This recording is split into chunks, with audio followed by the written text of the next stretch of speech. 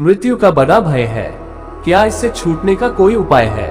मृत्यु तो उसी दिन हो गई जिस दिन तुम जन्मे, अब छूटने का कोई उपाय नहीं। जिस दिन पैदा हुए उसी दिन मरना शुरू हो गया। अब एक कदम उठा लिया, अब दूसरा तो उठाना ही पड़ेगा। जैसे कि प्रत्यंचा से तीर निकल गया तो अब लौटाने का क्या उपाय है? जन्म हो गया तो अब मौत से बचने का कोई उपाय नहीं। जिस दिन तुम्हारी यह बात समझ में आ जाएगी कि मौत तो होनी ही है, सुनिश्चित होनी है और सब अनिश्चित है, मौत ही निश्चित है, उसी दिन भय समाप्त हो जाएगा। जो होना ही है उसका क्या भय, जो होकर ही रहनी है उसका क्या भय, जिसको टाला ही नहीं जा सकता उसका क्या भय, जिसको अन्यथा किया ही नहीं जा सकता उसका क्या भय। आशंका है तुम्हें, जिस दुर्घटना की घट चुकी है वह पहले ही भीतर केवल आएगा तैरकर, गत आगत की सतह पर हो चुका है पहले ही काम। मर गए तुम उसी दिन जिस दिन तुम जन्मे, जिस दिन तुमने सांस ली उसी दिन सांस छूटने का उपाय हो गया। अब सांस किसी भी दिन छूटेगी, तुम सदा न रह सकोगे। इसलिए इस भय को समझने की कोशिश करो, बचने की आशा मत करो। बचने को तो कोई नहीं बच पाया। कितने लोगों ने कितने उपाय किए बचने के। नादिर शाह इतना बड़ा लड़ाका था, खूनख्वार, हजारों लोगों की हत्याएं की, मगर खुद की मौत से अड़ता था। भारी अड़ा था उससे, दूसरे की मौत तो कोई बात ही न थी। कहते हैं एक रात एक वेश्या उसके शिविर में नाच करने आई और जब लौटने लगी तो रात देर हो गई, 2 बज गए और वह डरने लगी। उसने कहा रास्ते में अंधेरा है और मेरा गांव दूर है, मैं कैसे जाऊं? तो नादिर शाह ने कहा कि तू फिक्र मत कर, तू कोई साधारण व्यक्ति के दरबार में नाचने आई है। उसने अपने सैनिकों को कहा कि रास्ते में जितने गांव हैं सब में आग लगा दो ताकि यह वेश्या अपने गांव तक रोशनी में जा सके। 5-7 गांवों में आग लगवा दी, गांव के सोते लोग जल गए, लेकिन रास्ते पर रोशनी करवा दी। दूसरे की मौत तो जैसे खिलवाड़ थी, लेकिन खुद की मौत की बड़ी घबराहट थी। इतना घबराया रहता था मौत से कि रात भी ठीक से सो नहीं सकता था। और इसी घबराहट में मौत हुई। जब हिंदुस्तान से वापस लौट रहा था और एक रात एक शिविर में तंबू के भीतर सोया था तो रात में एक डाकू घुस गया अंदर। वह किसी की जान लेने को उत्सुक न था, वह तो कुछ सामान चुराने को उत्सुक था। लेकिन उसकी मौजूदगी और घबराहट में घोड़े हिनहिनाने लगे और सैनिक भागने लगे। कुछ घबराहट ऐसी फैल गई अंधेरी रात में कि लोग समझे कि बहुत दुश्मन है, कि नादिर शाह घबराकर बाहर भागा।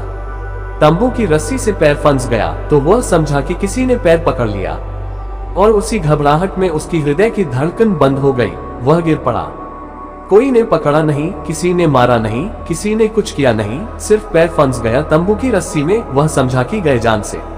उसी घबराहट में मरा। आदमी बचने के कितने उपाय करे। मनोवैज्ञानिक कहते हैं कि दूसरों को मारने की उत्सुकता उन्हीं लोगों में होती है जो अपने को बचाने के लिए बड़े आतुर होते हैं, जिनको ये ख्याल होता है कि हम जिंदगी तो नहीं बना सकते लेकिन कम से कम लोगों को मार तो सकते हैं। मृत्यु तो कर सकते हैं दूसरों की। दूसरों को मारने से ऐसा लगता है कि हम शायद मृत्यु के मालिक हो गए। देखो कितने लोग मार डाले। मृत्यु हमारे कब्जे में है। इससे एक भ्रांति पैदा होती है कि शायद मृत्यु हमें क्षमा कर देगी। नहीं, न धन से जाती है, न पद से जाती है, न शक्ति से जाती है। कोई उपाय मृत्यु से बचने का नहीं है। पूछते हो मृत्यु का बड़ा भय है, क्या इससे छूटने का कोई उपाय है? छूटने का उपाय करते रहोगे, भय बढ़ता जाएगा। तुम छूटने का उपाय करोगे, मौत रोज करीब आ रही है, क्योंकि बुढ़ापा रोज करीब आ रहा है। तुम जितने ही उपाय करोगे उतने ही घबराते जाओगे।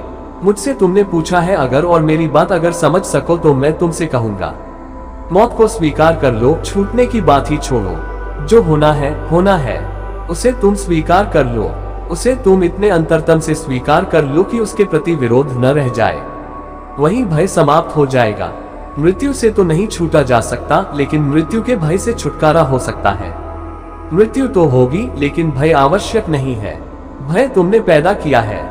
वृक्ष तो भयभीत नहीं है, मौत उनकी भी होगी, क्योंकि उनके पास सोच विचार की बुद्धि नहीं है। पशु तो चिंता में नहीं बैठे हैं, उदास नहीं बैठे हैं कि मौत हो जाएगी, मौत उनकी भी होगी। मौत तो स्वाभाविक है।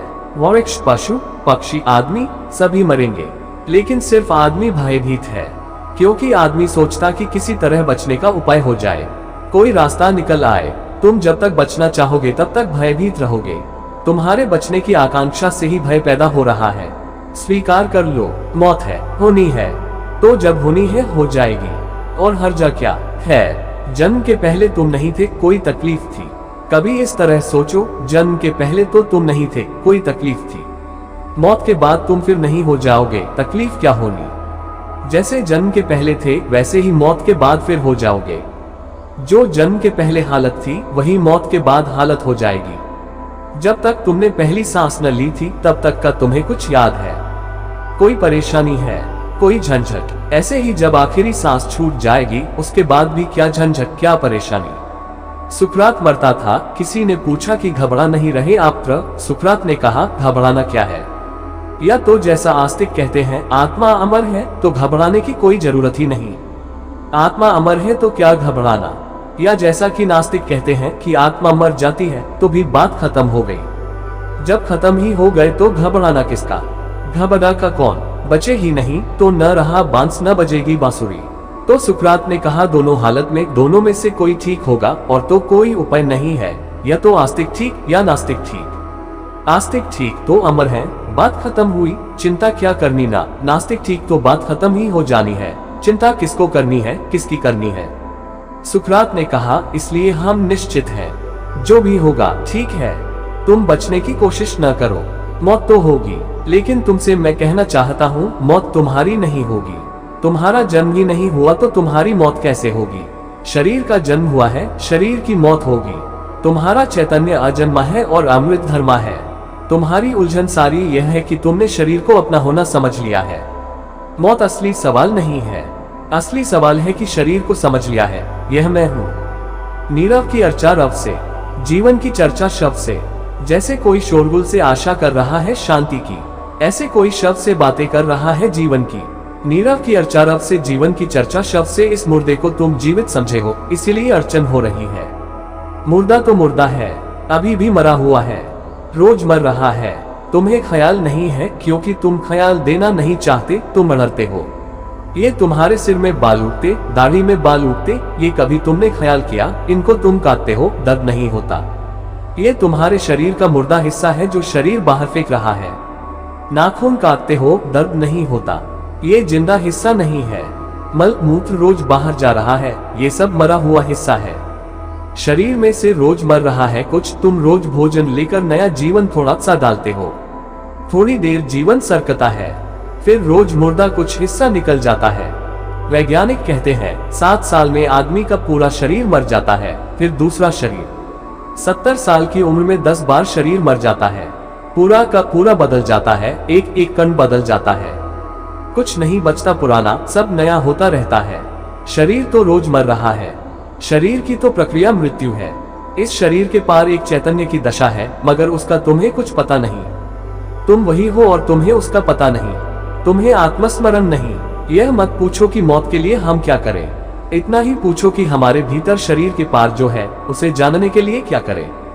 मृत्यु से बचने की मत पूछो, ध्यान में जागने की पूछो। अगर तुम्हें इतना पता चल जाए कि मैं भीतर चैतन्य हूँ तो फिर शरीर ठीक है, तुम्हारा आवास है। घर को अपना होना मत समझ लो। और जैसे ही तुम्हें ये बात समझ में आनी शुरू हो जाएगी, तुम्हारे भीतर अपूर्व क्रांति घटित होगी। नार बन नारायण, स्वर बन रामायण। और तब तुम अचानक पाओगे तुम्हारे भीतर जो तुमने नर की तरह जाना था वह नारायण है, और जो तुमने स्वर की तरह जाना था वह रामायण है। शरीर तो मिट्टी है, मिट्टी से बना है, मिट्टी में विदा हो जाएगा। मिट्टी नीरव, मिट्टी कलरव, मिट्टी कटभाव, मिट्टी चिरनाव। मिट्टी से बनता है, मिट्टी में गिरता है, फिर उठता है, फिर गिरता है। ये सब सृजन मिट्टी का है, ये सब खेल मिट्टी का है। तुम इस मिट्टी के दिए को अपना होना मत समझ लो। इस मिट्टी के दिए में जो तेल भरा है वह तुम्हारा मन है, उसे भी तुम अपना होना मत समझ लो। उस तेल में जो बाती पड़ी है, बाती पर जो ज्योति जल रही है, वही ज्योति तुम हो। माना कि दिए और तेल के बिना ज्योति तिरोहित हो जाती है, लेकिन दिया और तेल ही ज्योति नहीं है। ज्योति प्रकट होने के लिए दिए और तेल की जरूरत होती है। तुम्हारे प्रकट होने के लिए शरीर और मन की जरूरत होती है। ये आवश्यक है तुम्हारी अभिव्यक्ति के लिए, तुम्हारे अस्तित्व के लिए आवश्यक नहीं है। तुम्हारा अस्तित्व इनसे पार है। उस पार का तुम्हें बोध होने लगे तो मृत्यु से कोई भय न रह जाएगा। तब तुम जानोगे मृत्यु होती ही नहीं। शरीर के तल पर मृत्यु सुनिश्चित है, आत्मा के तल पर मृत्यु न कभी हुई है, न हो सकती है। इतना ही तुम पहचान लो कि तुम आत्मा हो। तिफली देखी शबाब देखा हमने, हस्ती को हवा बेआब देखा हमने। जब आंख हुई बंद तो उपदा ये खुला, जो कुछ भी देखा सो ख्वाब देखा हमने। अभी तुम जिसे जिंदगी समझ रहे हो वह सपने से ज्यादा नहीं। जब आंख हुई बंद तो उपदा ये खुला, मरते वक्त तुम जानोगे, जब आंख सच में बंद होगी तब ये राज खुलेगा। जो कुछ भी देखा सो ख्वाब देखा हमने। जिंदगी जिसको समझते थे वह सपना सिद्ध हुई, और इस जिंदगी के भीतर जो सत्य छिपा था सपने में इतने उलझे रहे कि सत्य को कभी देखा नहीं। कुछ पद और नसीहत ने भी तामीर न की, दुनिया के किसी काम में ताखीर न की। दिन रात यहीं के साज और सामी में रहे, जाना है कहाँ कुछ इसकी तदबीर न की। फिर भटकोगे, मौत से मत घबराओ। अगर तुम्हारे जीवन में सच में ही समझने की कोई आकांक्षा है तो इतनी बात समझ लो कि यह जिसे तुम जिंदगी समझ रहे हो, दिन रात यहीं के साज और सामी में रहे, ये भ्रांति है। मौत इसी को छीन लेगी, धन छीन लेगी, पद छीन लेगी, नाम छीन लेगी, यश छीन लेगी। अगर तुमने नाम, पद, यश, धन को ही समझा कि मेरा होना है तो तुम मरे, तो घबराना तुम्हारा स्वाभाविक है। इसके पार भी तुम हो, पद के पार, प्रतिष्ठा के पार, नाम यश के पार, धन दौलत के पार तुम्हारा कुछ होना है। उसे थोड़ा पहचान लो, उसका थोड़ा अनुभव कर लो, मौत उसे नष्ट न कर पाएगी। जिसने स्वयं को जाना, मौत उसके सामने हार जाती है, और मौत जल्दी आ रही है। तुम कह रहे हो इससे बचने का कोई उपाय है। मैं तो सारी चेष्टा ये कर रहा हूँ कि तुम्हें समझ में आ जाए कि मौत जल्दी जल्दी कदम बढ़ाए तुम्हारी तरफ चली आ रही है। तुम कह रहे हो कि मुझे रास्ता बता दे कि मौत से बचने का कोई उपाय। तुम सोचते हो मैं कोई तुम्हें ताबीज गदा दे दूं कि तुम बच जाओ मौत से। जब तक कुछ अपनी कहूँ सुनूं जग के मन की, तब तक ले डोली द्वार विदा क्षण आ पहुंचा। फूटे भी तो थे बोलना स्वांस कुंवारी के, गीतों वाला एक तारा गिरकर टूट गया। हो भी न सका था परिचय दृक का दर्पण से, काजल आंसू बनकर छलका और छूट गया। इतनी जल्दी सब हो जाएगा, ज्यादा देर नहीं लगेगी। जब तक कुछ अपनी कहूँ सुनूं जग के मन की, तब तक ले डोली द्वार विदा क्षण आ पहुंचा। कह भी ना पाओगे अपने मन की, सुन भी ना पाओगे अपने मन की, और पाओगे कि आ गई डोली। अर्थी उठने लगी, बंधने लगी। फूटे भी तो थे बोलना स्वांस कुंवारी के, गीतों वाला एक तारा गिरकर टूट गया। एक तारा बज भी कहाँ पाता और टूट जाता है। कहाँ कौन कह पाता है जो कहना था, कहाँ कौन हो पाता है जो होना था। हो भी न सका था परिचय दृक का दर्पण से, आंख अभी दर्पण से मिल भी न पाई थी। काजल आंसू बनकर छलका और छूट गया। मौत तो जल्दी बड़ी आती है, और किसी भी क्षण द्वार पर दस्तक दे देगी। क्षण भर पहले भी खबर न देगी कि आती हूँ। मौत तो अतिथि है, तारीख तिथि बताकर न आएगी, बस आ जाएगी। एक क्षण फुर्सत न देगी। तुम कहोगे सास सामान बांध लूं, मित्र प्रियजनों से क्षमा मांग लूं, मिल लूं, जुल लूं, इतना मौका भी न देगी। जल्दी करो इसके पहले कि मौत आ जाए, तुम अपने भीतर के अमृत को पहचान लो।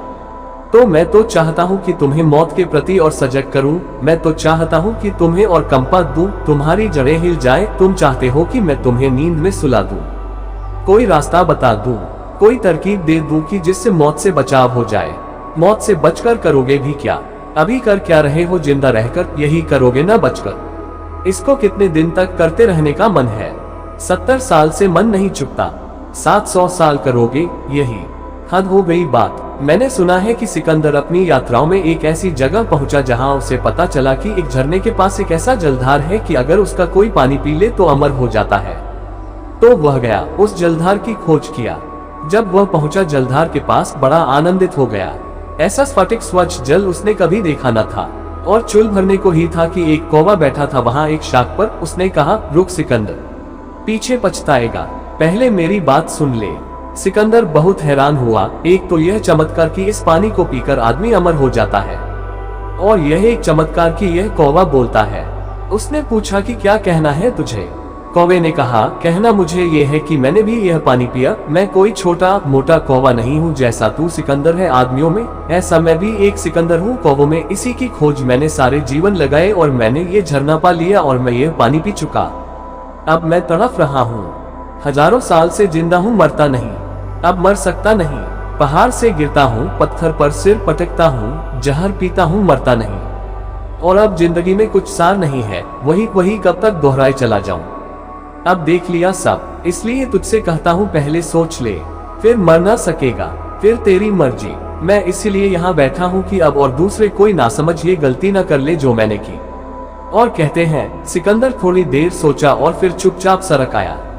उसने फिर उस झरने का पानी पिया नहीं। ये कहानी तो कहानी है, लेकिन बात बड़ी सच है।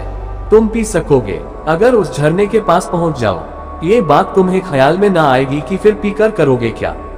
फिर मरना असंभव हो जाएगा। नहीं, इस जिंदगी का सारा खेल मौत में समाया है। इस जिंदगी का सारा रस ही मौत के कारण है, और मौत जरूरी है। तुम मौत से बचो मत, तुम मौत को झुठलाओ मत, तुम अपने मन को बहला मत, तुम को स्वीकार करो। आगे पीछे एक दिवस आना ही होगा तेरे द्वारे, इसीलिए जीवन भर मैंने नहीं गेह पर दिए कि वादे लेकर कोई कर्ज शीस। तेरे गोकुल जाना न उचित था, यही सोच 100 हाथों से बांटे जग को चांद सितारे। लेकिन इस सन्यासीपन का फल ये सिर्फ मिला दुनिया से। आंसू तक सब रेहन हो गए, अर्थी तक नीलाम हो गई। मैंने तो सोचा था अपनी सारी उम्र तुझे दे दूंगा, इतनी दूर मगर थी मंजिल। चलते चलते शाम हो गई, यहाँ तो सब लुट जाएगा। आंसू तक सब रेहन हो गए, अर्थी तक नीलाम हो गई। यहाँ तो सब चुक जाएगा, यहाँ तो सब छूट जाएगा। अर्थी तक नीलाम हो गई, यहाँ तो कुछ बचेगा नहीं। इसलिए मैं तुम्हें सांत्वना नहीं देता, मैं तुम्हें झकझोरना चाहता हूँ। मैं तो तुम्हारी सांत्वनाएं छीन लेना चाहता हूँ। मैं तो तुमसे कहता हूँ मौत निश्चित है, मौत होने वाली है। मौत कल होगी, आने वाले क्षण में हो सकती है। बचो मत, स्वीकार करो, और जितनी देर क्षण बचे हैं इनको तुम जीवन की तलाश में लगा दो। अंतस्थ जीवन की तलाश में, वहाँ है किरण अमृत की, शाश्वत की, और वह तुम्हारी किरण है। मिल सकती, तुम उसके मालिक हो। तुमने दावा नहीं किया है, दावा करो, घोषणा करो। शरीर से अपने को थोड़ा हटाओ, चैतन्य में थोड़े जियो।